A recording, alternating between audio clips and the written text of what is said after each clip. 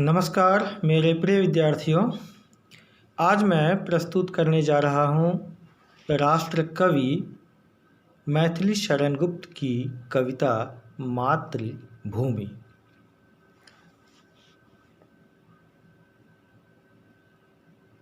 राष्ट्र कवि मैथिली शरण गुप्त ने अपनी कविता मातृभूमि में मातृभूमि की तुलना माँ से की है और दोनों में समानता दिखाने का प्रयास किया है। मनुष्य के जीवन में एक माँ का जो महत्व है, मातृभूमि का भी वही महत्व है, बल्कि मातृभूमि का महत्व कहीं ज़्यादा है। एक माँ अपने बच्चे को जन्म देती है, उसका लालन पालन करती है, उसे खिलाती है, पिलाती है, दुलराती है, उसकी सेवा शुश्रूषा करती है और फिर माँ का स्नेह पाकर वह बच्चा धीरे धीरे बड़ा होता है और अपने यौवन को प्राप्त करता है। फिर अपनी जिम्मेदारियों को निभाता है, पूरा करता है। ठीक उसी प्रकार मातृभूमि भी हमारा उतना ही ख्याल रखती है और हमें अपने जीवन में आगे बढ़ने का मौका देती है। मातृभूमि वह सब कुछ हमें देती है जिसकी हमें ज़रूरत है। अतः मातृभूमि के प्रति हमारा कर्तव्य, हमारी जिम्मेदारियां और भी बढ़ जाती है। हम जिस मातृभूमि की गोद में जन्म लेते हैं, जिन पंच तत्वों से मिलकर के हम बने होते हैं, एक दिन उन्हीं पंच तत्वों में हम विलीन हो जाते हैं, आत्मरूप हो जाते हैं, एक रूप हो जाते हैं। कवि ने अपनी कविता में देश के प्रति अपनी कृतज्ञता प्रकट की है। तो आइए सर्वप्रथम मैं इस कविता को पढ़कर सुनाता हूँ, तत्पश्चात मैं इसके अर्थ को समझाऊंगा, अर्थात इसकी व्याख्या करूंगा। तो कविता इस प्रकार है। जिसके रज में लोट लोट कर बड़े हुए हैं, घुटनों के बल सरक सरक कर खड़े हुए हैं, परमहंस सम बाल्य काल में सब सुख पाए, जिसके कारण धूल भरे हीरे कहलाए। हम खेले कूदे हर्षयुत जिसकी प्यारी गोद में, हे मातृभूमि तुमको निरख मग्न क्यों ना हो मोद में। पाकर तुमको सभी सुखों को हमने भोगा, तेरा प्रत्युपकार कभी क्या हमसे होगा। तेरी ही यह देह तुझी से बनी हुई है, बस तेरे ही सुरस सार से सनी हुई है। फिर अंत समय तू ही इसे अचल देख अपनाएगी, हे मातृभूमि यह अंत में तुझ में ही मिल जाएगी।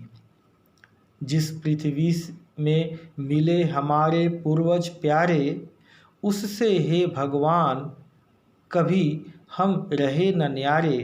लोट लोट कर वहीं हृदय को शांत करेंगे, उसमें मिलते समय मृत्यु से नहीं डरेंगे। उस मातृभूमि की धूल में जब पूरे सन जाएंगे, होकर भव बंधन मुक्त हम आत्मरूप बन जाएंगे।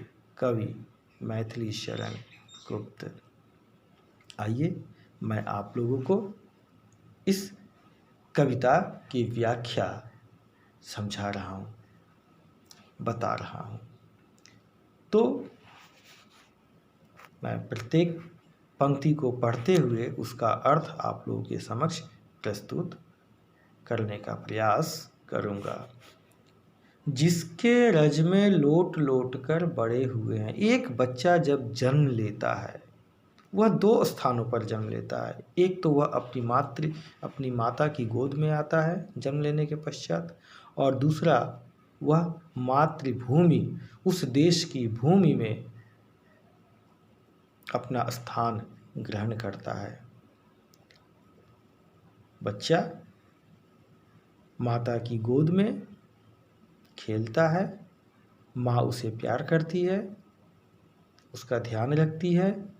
ठीक उसी प्रकार मातृभूमि अर्थात उस भूमि की मिट्टी में जिसके रज में लोट लोट कर बड़े हुए हैं, जिस धरती पर, जिस देश की धरती पर हम खेल कूद कर बचपन में, जब बच्चा छोटा होता है, नन्हा सा होता है, तब वह मिट्टी पर लौट जाता है, उसके सारे शरीर में धूल मिट्टी भर जाते हैं, वह धूल धूसरित हो जाता है। फिर वह बच्चा उसी मिट्टी पर घुटनों के बल सरक सरक कर खड़ा होना सीखता है। घुटनों के बल सरक सरक कर खड़े हुए हैं। परमहंस सम बाल्यकाल में सब सुख पाए, अर्थात बचपन मनुष्य का ऐसा समय होता है कि जब उसे केवल खुशियां ही खुशियां मिलती है, उसे किसी प्रकार की चिंता, किसी प्रकार का दुख नहीं रहता है। परमहंस अर्थात यहाँ पर कहने का मतलब है कि उसे वह सुख प्राप्त होता है जो जिसकी तुलना हम स्वर्गिक सुख से कर सकते हैं। परमहंस परमहंस सम बाल्यकाल में सब सुख पाए, जिसके कारण धूल भरे हीरे कहलाए।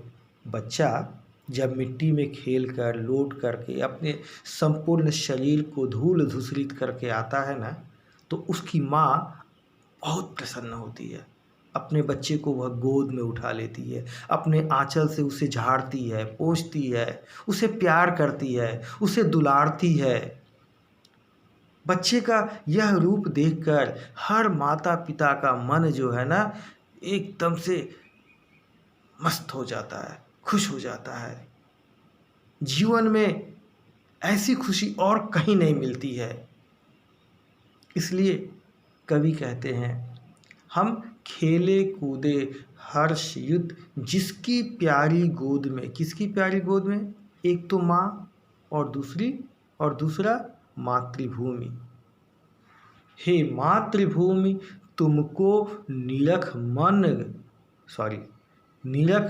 मग्न क्यों ना हो मोद में।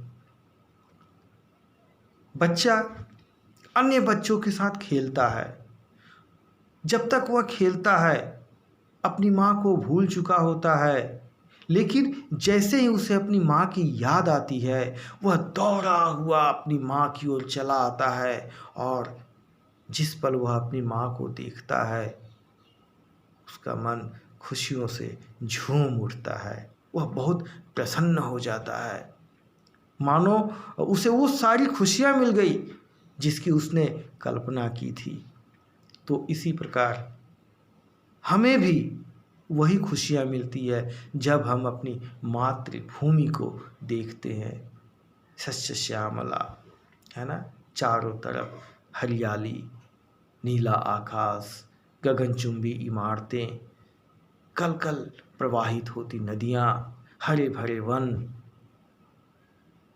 फूलों से भरे हुए बाग, उपवन, हर जगह सुंदरता ही सुंदरता है। चलिए मैं आगे पढ़ रहा हूँ।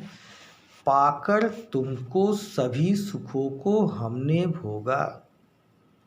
हमें अपने जीवन में जितनी भी खुशियाँ प्राप्त होती है अथवा जितने भी सुख प्राप्त होते हैं, ये सब के सब सुख हमें अपनी माता से एवं अपनी मातृभूमि से प्राप्त होते हैं।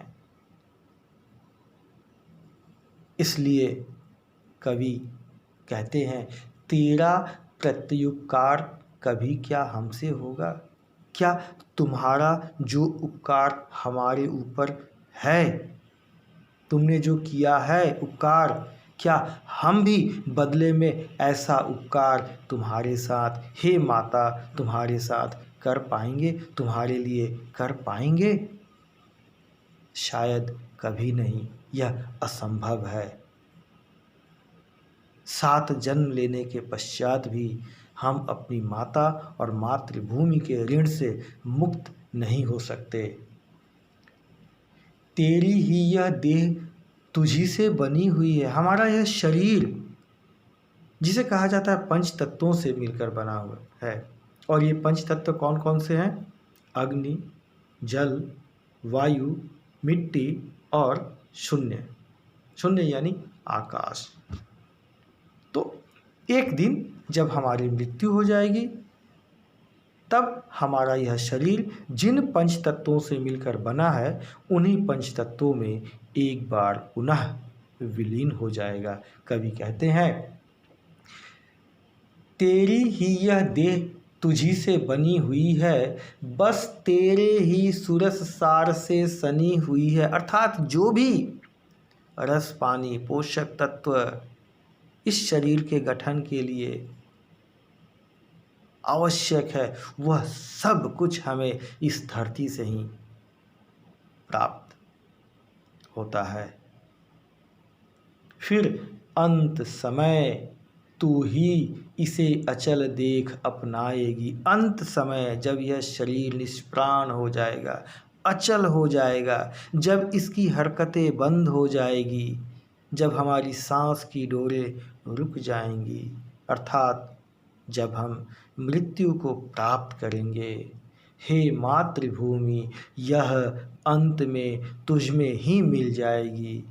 तब यह शरीर जो कि पंच तत्वों से मिलकर बना है, एक बार पुनः इन्हीं पंच तत्वों में जाकर वह विलीन हो जाएगी। आगे देखिए, जिस पृथ्वी में मिले हमारे पूर्वज प्यारे।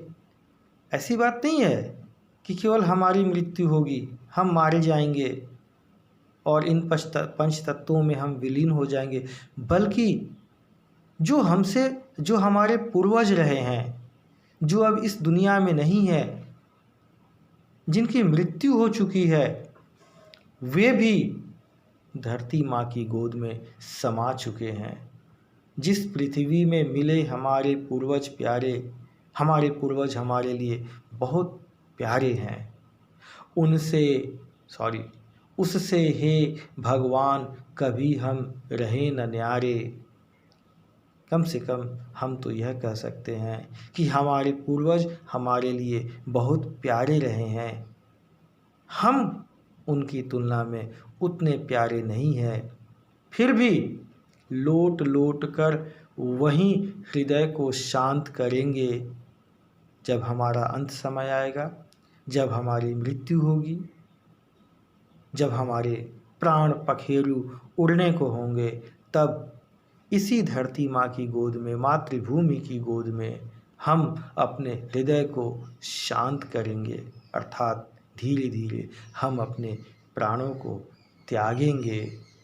उससे मिलते समय मृत्यु से नहीं डरेंगे, और जब हमारी मृत्यु आएगी, तब हम अपने पूर्वजों से मिलते समय, इन पंच तत्वों में विलीन होते समय हम पल भर के लिए भी नहीं डरेंगे। यह हमारा वादा है, हम वचन देते हैं। कवि ने अपनी कविता मातृभूमि में ऐसी ही भावनाएं व्यक्त की है। अंतिम 2 पंक्तियाँ, उस मातृभूमि की धूल में जब पूरे सन जाएंगे।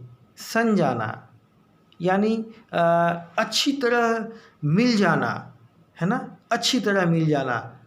जब हमारा यह शरीर इन पंच तत्वों में मिल जाएगा, विलीन हो जाएगा, तब इन पंच तत्वों को अलग अलग देख पाना हमारे लिए संभव नहीं रह जाएगा, अर्थात हम फिर से उन्हीं पंच तत्वों में मिल जाएंगे, सन जाएंगे।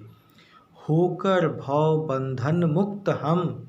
भव बंधन, ये जो सांसारिक बंधन है, हम जिस मोह माया में ग्रस्त हो जाते हैं, है ना, बंधनों में पड़ जाते हैं कि यह हमारी बेटी है, यह हमारा बेटा है, यह हमारी संपत्ति है, यह हमारा मकान है। तो कवि ने कहा है कि होकर भव बंधन मुक्त, इन सभी सांसारिक भावनाओं से, बंधनों से मुक्त होकर हम एक बार फिर आत्मरूप बन जाएंगे, अर्थात इस धरती में मिल जाएंगे, विलीन हो जाएंगे। तो मेरे प्यारे विद्यार्थियों, मैं चाहूँगा कि आप इस कविता को बार बार पढ़िए, 1000 बार पढ़िए, प्रत्येक शब्द को पढ़िए, समझने का प्रयास कीजिए, इस वीडियो को बार बार देखिए, ताकि मैथिली शरण गुप्त द्वारा रचित इस कविता के महत्व को आप समझ सकें। बहुत ही प्यारी कविता है। मातृभूमि के प्रति हमारा जो कर्तव्य है उसे कवि ने इस कविता में बताने का प्रयास किया है। धन्यवाद। आप सभी को मेरा नमस्कार।